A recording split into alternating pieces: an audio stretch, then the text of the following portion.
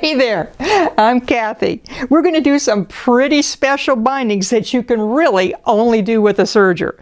There's a piped binding, and this one, well, this one's kind of bold and spicy, and you really need a serger to do it. I'm going to be using the Flatlock Triumph. We're going to be doing some special bindings, and there's also maybe an idea which you can use to make a really fancy quilt. I'm Cathy. This is Sewing Tech Talk. Let's explore what a serger can do in your quilting. Okay, so let's do a couple of kind of special bindings for quilting on the serger, because there's some things that the serger can do that a sewing machine just can't. So the first one I'm going to do is I'm going to do a piped binding using a rolled hem. Now, where did this come from? Quite frankly, when I first started sewing, I took a class from a fairly famous quilter for a piped binding. What a piped binding is that it adds that tiny little bit of color on the inside of your binding. Well, I took this class, took it with a friend, and I kid you not, there must have been 12 steps with precise measurings, and you had to get the special binding, and I was all over it. I never did it. Great class, but it wasn't for me. It was just too much work. So later on I thought, you know, this rolled hem on the serger, it looks a lot like piping. So I've been doing that on my quilts for quite a while. I've come up with a few things that make it a little bit faster and easier, and I want to share those with you today. And I also have another binding that's coming up that's also kind of bold, and we'll be doing that in the second half of the video. So what did I do? So here's this quilt. I have this little quilt, and it's really a lot of textures. It's a serger quilt, a lot of textures on this quilt, and it needed a binding that was kind of special. So what I did is the first process. It's not 12 steps like that other pipe binding. The first step that I do is I baste my binding to the front of the quilt where it's going to go. So I have the exact length of the binding that needs to be on the quilt, because you can't just kind of measure it. You have to turn the corners, and you have to make sure that it kind of fits. So I do that, and I join the ends. Now I have another video that talks a whole bunch about sewing on a binding, and it's with a sewing machine, but the same principles work, and I also have a handout for this video as well as that one, and that'll take you through a lot of the binding steps, including joining the two pieces to get it together. So what I've done is, like I said, I basted my binding on. I know the exact size that it's going to be, and I turned the corners. What I did also is I marked each of the corners. I put a chalk mark, and I also put a pin in there, because what I'm going to do is I'm going to sew this binding. I'm remove it from the quilt, the front of the quilt with the basting, and I'm going to sew that rolled hem right along this edge. So I know that it's just easier to manipulate. In the past, I have put the binding on. Now you're going to put the binding on to the back and bring it to the front with this pretty piping on the edge. In the past, I've tried to do that after stitching the binding to the quilt. Let me bring this one up so that you could maybe see. So here it is. Here's some binding that's been sewn on. I did use this method, but imagine I didn't, and I'm trying to sew this rolled edge on this binding that's already been attached to the quilt. Not so bad here, but when you get to the corners, it's a little bit fussy to try to get that. And then you also have the bulk of the quilt to deal with. So I've taken this extra step of putting the binding on with basting, taking it off. I put it on the front just to make sure everything's good, and then I'm going to put it on the back and then bring it to the front when we actually sew it on. And we're going to sew it on with a serger. So what am I going to do? Well, here is a binding, and I've done a rolled edge. This is my practice one for this other quilt that I just showed you, and you can see that this thread looks really cool. It kind of looks like piping. There's the back side, there's the front side. Kind of hard to tell. But what I'm going to do is I'm going to sew this to the back of the quilt and bring it to the front, and it's going to be that really pretty binding. But let's take this another step further. This is a Flatlock serger, and it has a special wave stitch. It's the only serger I know with a specialty stitch. Here's what the traditional wave looks like. Can you see how it brings that one thread to the back and the front? It's really pretty.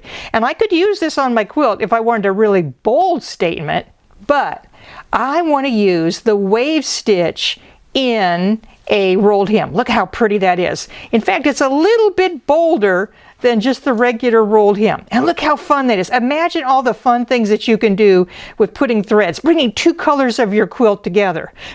I could even use glow-in-the-dark thread if I wanted to. So what this is this is two, for the upper and the lower looper, this is two embroidery threads and two embroidery threads. Now, if I use a really thick thread like a 12 weight ran, which I'm going to use in the next kind of binding that I'm going to show you, I find that it's too bulky for a rolled hem. It's kind of chunky and clunky. But I want something a little bit more than a serger thread and a little bit more than just an embroidery thread. So what I do is I take two threads and I thread them through the serger, and both of the threads are going to be coming through both the upper and the lower looper. It just adds a little bit of bulk to my stitch. It looks a little bit bolder, and it's not as thick and bulky as that 12 weight thread. I find it works really great for me. So I have two threads here. This is going to be the top, the upper looper. Now notice when I thread the serger, you thread it slightly differently for the wave stitch. You put the indicator on wave.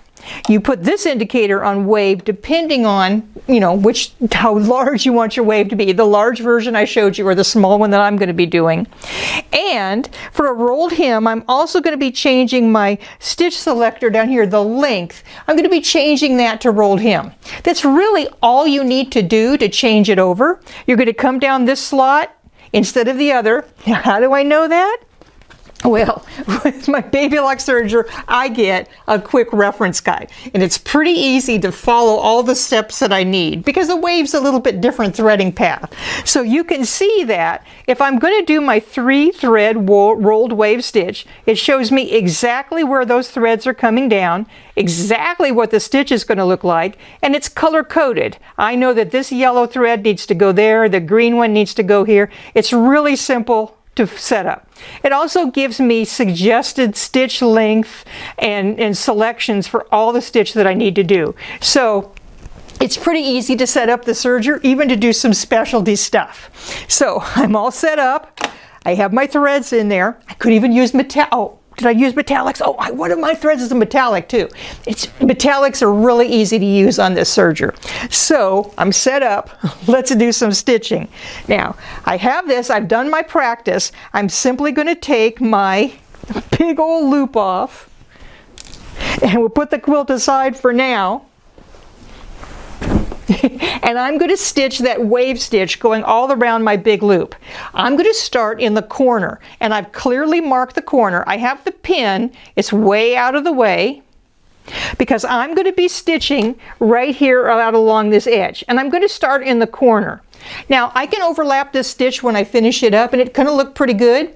But if I didn't look pretty good, I'm going to hide that join right in when I turn that corner of the binding. So let's go. And something else I do. I kind of mark so I know what the long side is. It's easy to tell on the quilt, but when I get this finished, I might not know. So let's get started sewing. Let me take it up into here. I have everything set up. I have my width on M. Now the M, which you may not know, is this rolled hem. In the industry, it's called a marrow hem, M-A-R-R-O-W. And there's a little M on your selector.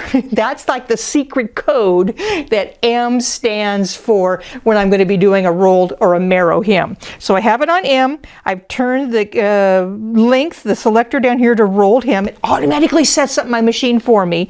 And I have a stitch length that's between 1 and 2. Your thread choice might be a different one, so do a practice. Let's get started.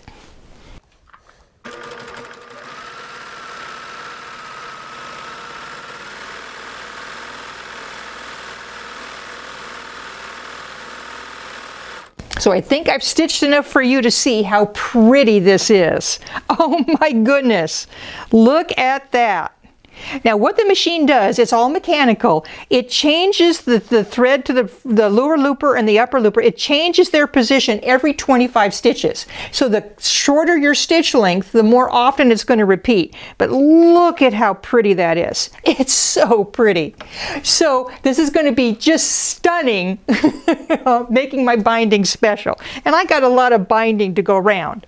What I'm going to do when I get done with this is I'm going to take it and I'm going to sew it to the back of my quilt, and I'm going to bring it up to the front. I'm going to do the right side of the binding to the back side of the quilt. Like I said, look at your hand and it's going to tell you all through. Then what I'm going to do is I'm going to sew my binding on. Now I'm going to match all the corners, and I got this one started to show you.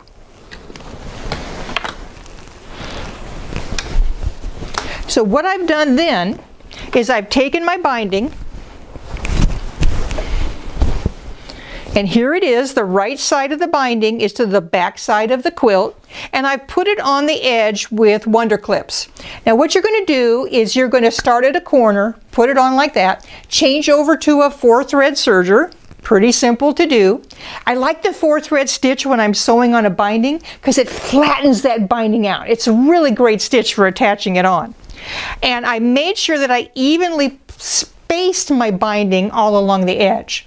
And just do one side at a time. Why? Well, it's going to feel kind of goofy. When you get it on there, you're going to turn that corner, and that's extra fabric. So it's going to look like your binding doesn't fit. But it really does. So I'm going to put it on here, just switch over to a 4-thread overlock and sew it down. There's another trick that you can do too. In the lower looper, that's where the binding is going to come around and attach. So you can be really tricky. You can get a fusible thread, and you can use a fusible thread in your lower looper, whether you're putting the binding on the top or the back, where you're making a fancy binding or not. Fusible thread makes that edge of the quilt fusible. So if I do that and I take my binding and I bring it around to the right side, I'm going to press it in place, and that fusible thread's going to hold it in place just long enough for me to do my stitching of it down. Then I'm going to stitch it down right in the center, right by that piping. I actually use a special foot on my sewing machine. I use a mini piping foot to do that. It's all in your handout. Now, you don't have to have that special foot, but I find that it really helps. And you're going to have a sewing machine, because you don't have a serger unless you also have a sewing machine. So I'm going to go around my little guy here, I'm going to sew it onto my quilt. It's going to look fantastic and over the top pretty. But I have another binding that I think that you're going to find is even bolder than doing this piped binding. I'm going to put it together with a Flatlock stitch. So let me finish this task, and then we'll come back and we're going to do a little bit of binding action with the Flatlock. And here's a secret. You got to stay to the end, because you can make a fabric with this Flatlock. I just think it's really spectacular. So let me finish this and I will be right back.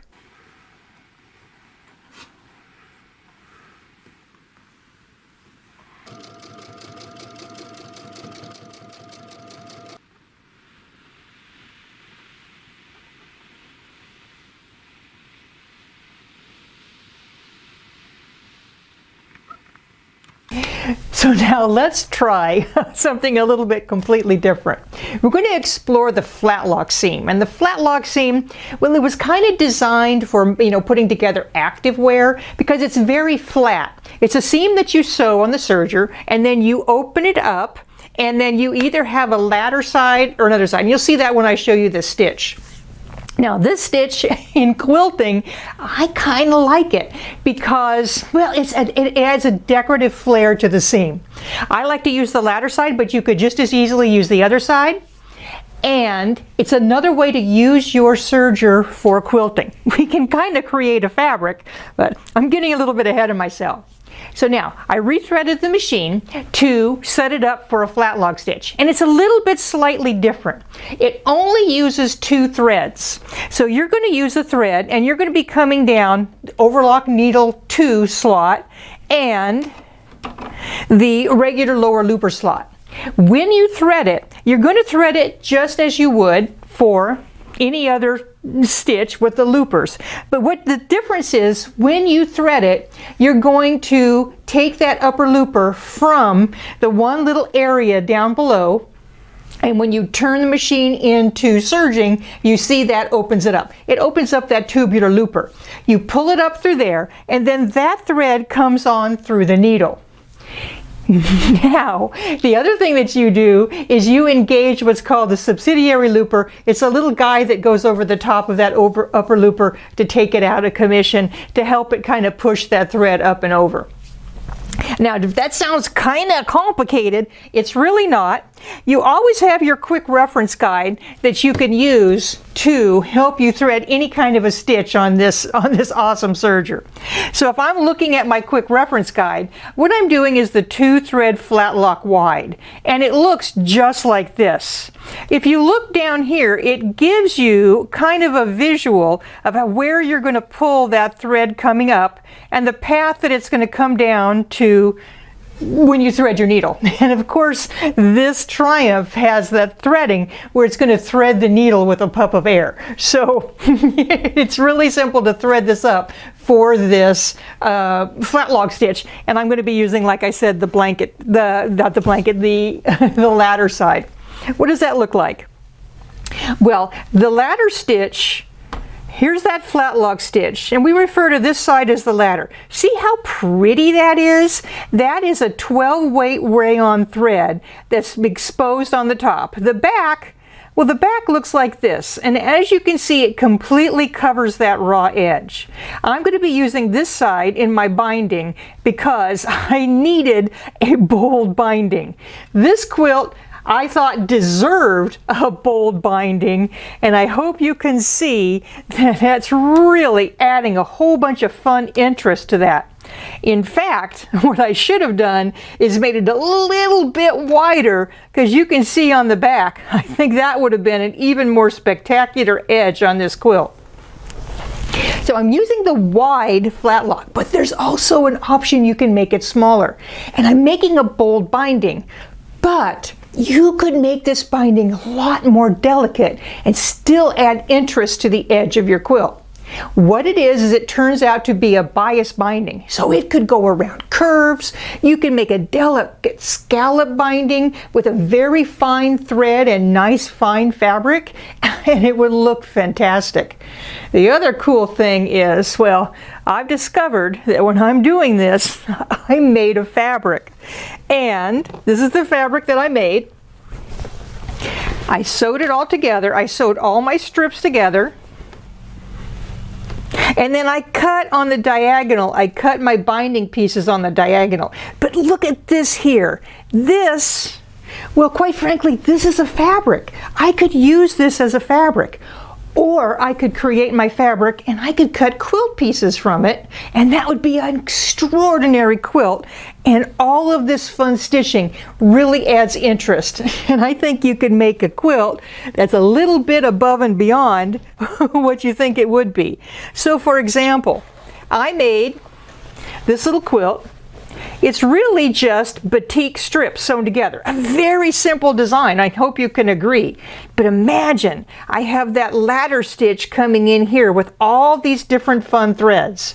And I'm using a 12-weight rayon. Look at all the different fun colors that I could use to add all kind of neat interest to that seam line. So, it's pretty cool. Let's see what let's see the stitch up. So here's my strip to join. I cut a bias strip, and I'm going to join it just like any other strip that I'm going to be joining from my binding. So here's the join that I'm going to make. I'm going to put them right sides together, and because it's cut on the diagonal, I'm going to be joining it just like this with a little tip on either side, and I'm going to sew from here to here, and let's see what that looks like. because the Flatlock stitch, when you stitch it, what happens is you need to catch that fabric. You're going to trim away just a little bit of it, and I've set up my machine to do that. Now I'm sewing on the Baby Lock Triumph, and it's an overlock machine, obviously, and a cover stitch machine, and I'm using an overlock function, which is the Flatlock. Quite honestly, I could use just about any machine in the lineup to do this Flatlock stitch. Even just even the 4-thread machines I could use to do this. But what I found, why I'm using the Triumph, is I have this extra overlock table that's brand new. It's an optional accessory for the Triumph, and this seam guide. When you do the Flatlock stitch, you kind of want to bite a certain amount when you're sewing. You want the needle to grab a certain place. And quite frankly, before I had this giant seam guide on there to really help me do it great, well, I would kind of miss a little bit. I tried to feed it through perfectly, but I had a little bit of a challenge. So this seam guide and this overlock table has really been a game changer for me, because when I feed it through, it's pretty much a consistent Flatlock stitch the whole time. So let's stitch that and see what it looks like. I'm going to stitch on here, I'm going to bring on up. Now I have the settings in your handout. I've shown you where I have my seam guide set up. It might be slightly different for your fabrics, but I have all the settings listed in the handout, and of course the description of how I set up the quilt, how I cut everything and all that. So let's sew. Let's see. Let me get this set up here. I've been talking and messed it up. Typical. Here we go.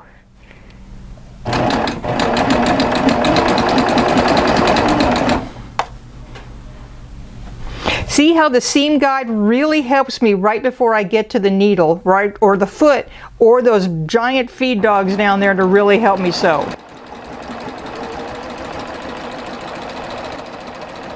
Now I'm joining the two pieces to create my binding,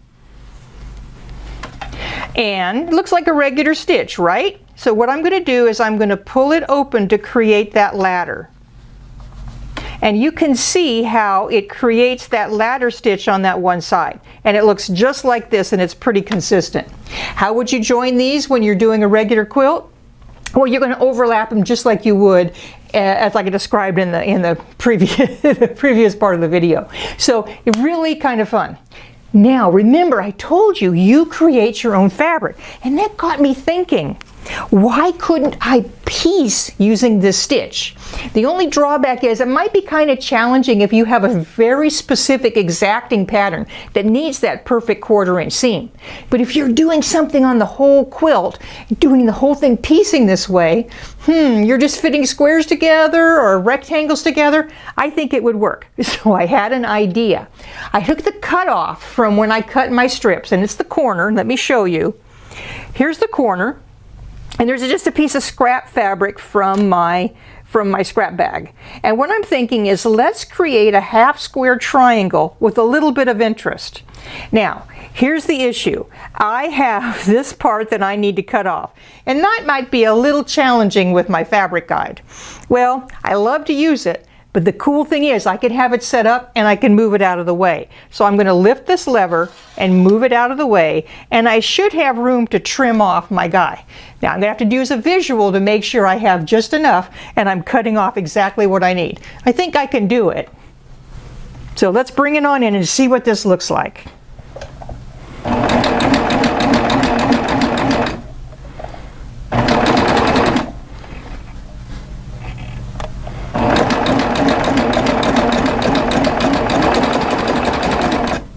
I'm taking this raw edge and I'm putting it right along where the blade's going to cut. And notice I do have pins, but I put them well out of the way.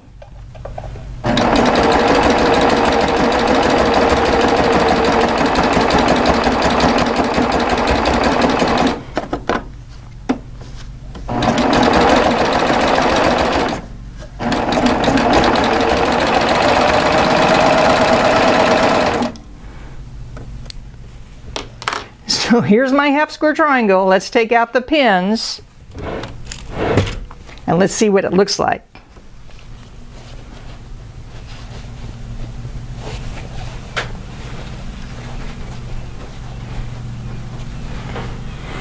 Now that, my friends, is a pretty interesting half square triangle.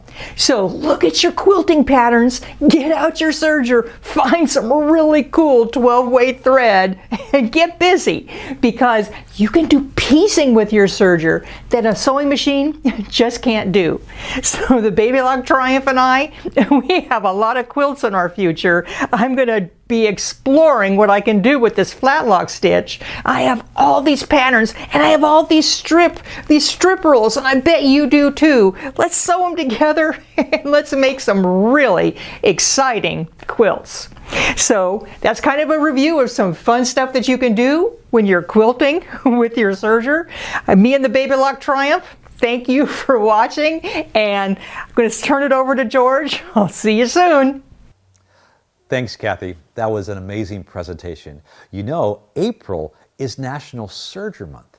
And not only will you get our amazing deal on the Baby Lock Triumph, but Baby Lock will give you a $500 mail-in rebate. The most advanced feature on this is Revolutionaire. Now, Baby Lock invented the air threading serger, but Revolutionaire is different. It has two separate motors that thread both the loopers with a burst of air, as well as all the needles with air. And so it's so easy. No longer do you have to struggle with that serger that is so difficult to use. Now, this serger is actually up to 8 threads. You can use it in 8 thread combinations, and that gives you 87 different stitch combinations. Now, why would I need to use that? Well, first of all, this serger is a 4-thread overlock, and the overlock on this here, you can sew on all different fabrics because of a patented auto thread delivery. Auto thread delivery, they call it ATD. It actually has a device in the machine that forms the stitch with the perfect amount of thread. Now, what that means is that there is no tension adjustments whatsoever. Now, there are brands out there that have so-called computerized automatic tensions. Well, there are too many combinations to give you every single setting. So, for example, with this machine, all I do is select A, B, C, or D based on the type of sewing. So A would be my 4-thread overlock, like on this knit, which is just so easy, and it has such good fabric control. But it also could be a wide stitch, like, let's say I wanted to do a 2-thread with this thick thread. There's no difference whether you have a thick thread or thin thread or different weights of fabric. I can change it to B, and that is for my 3-thread. And the 3-thread on all fabrics, from cottons to stretchy fabrics to metallics. Speaking of metallics, I can work with metallic threads so easily. And so I don't even have to worry about it tangling because the machine brings it through perfectly. And as you see here on this metallic stretchy fabric, it's beautiful. In fact, it has such good fabric control that it actually can do serger crochet, as you see here with this metallic braid. No problems. Now, let's say I want to do a rolled edge. This is what's so cool. I can actually just turn a lever to rolled edge, and it forms the stitch perfectly. And regardless of the fabric or the thread, it gives me that beautiful rolled edge. All I have to do is select letter D, and everything is perfect for me. Because it doesn't work with tension whatsoever, I can actually select the wave and get this beautiful wave stitch. That is so amazing that I can use for decorations. Now, so far, I've just described a 4-thread serger. But this is not only a 4-thread serger, but it's also a 4-thread cover hem machine. And so what is a cover hem machine? Now, first of all, this serger has a very large opening and beautiful, beautiful lighting. I can easily convert it to a cover hem and put this table on. And now a cover hem is that commercial grade of stitch that both hems and finishes all at the same time. I can do a triple cover hem, which is really good on very, very stretchy fabric. But then just by simply removing the needle, I can do a narrow cover hem, which is better on some of your real slinky fabrics like this metallic. I can also use it for woven fabrics. Now with woven fabric, I want to use the wider stitch. So that is the cover hem. Now what's really exciting about this serger is that I can actually merge all this together. It has everything. So it has up to 8 threads. And what other sergers don't have is your 6, 7, and 8 thread combination. So for example, let's say I want to sew very, very heavy fabric, okay? Well, first of all, the cutter on this is a locking cutter, okay? That means it has no flexibility on it. And what that means is that on this very, very thick fabric, it can cut it very thick. But I want to use all 8 threads. That is the widest 4 thread and the widest triple cover hem all together. And that's going to give me amazing strength. I also can use the 8 thread with the cover hem for working with ruffling. Now this has a single unit differential feed. And what that means is that it moves in a much more consistent, longer path, a stroke. And so gathering, okay, this is what's crazy. This serger can gather like you would not believe. The differential feed, I can adjust it to the maximum on this, and I can actually take, and this is where I would use I love the knee lift. The knee lift gives me hands-free capability. And so I can actually put my ruffler foot on here, and I can lift up my foot without having any need to hold onto the fabric. And then I can put my fabric on the bottom that I want to gather, and then put a piece into the slot that I don't want to gather. And in one pass, I get this beautiful ruffle that can be used for a dust ruffle or pillow. It is truly, truly amazing.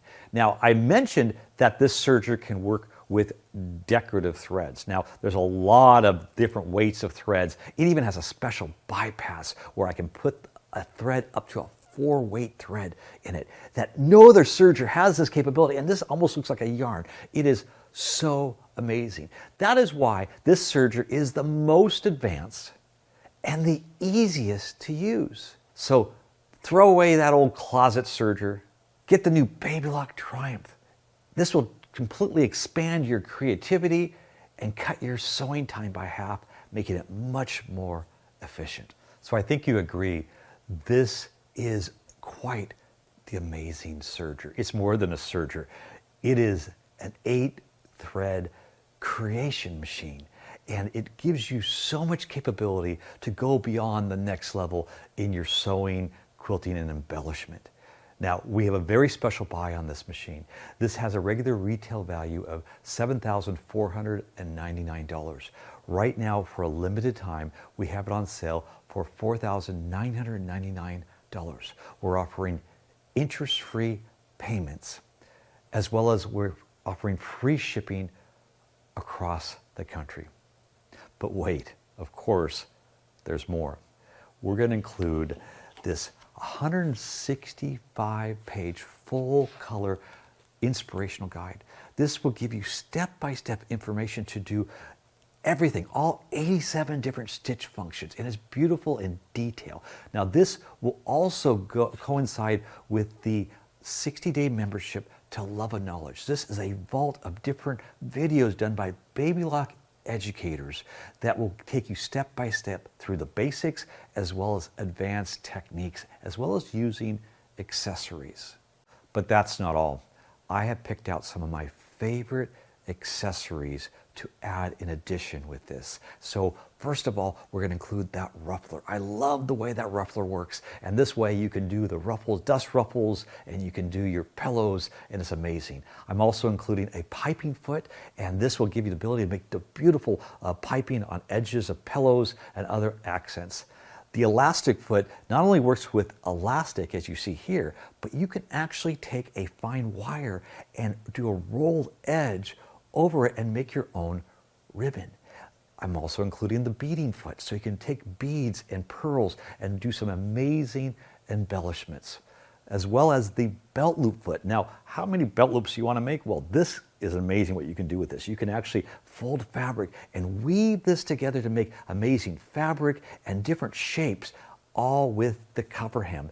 Now, there's an amazing new product that is an extension table that allows you to use some of the cover hem accessories while serging. And so this table, I'm including this brand new table that wasn't available for the Triumph before, as well as the special guide that will allow you to adjust to have such fine measurements to give you a wonderful seam guide.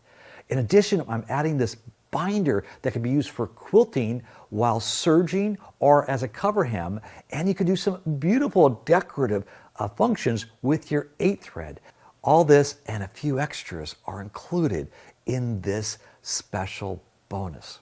Not only will you get that amazing price on the Triumph and that bonus that's valued at $499, but Babylock will send you a $500 rebate. $500 more in addition to the savings. That's incredible, but don't wait. This deal will end shortly. We are running out of the bonus values, and of course, after April, the rebate is gone. So click on the link to order. Email us at customerservice@moors-so.com or call us at 1-800-865-9664.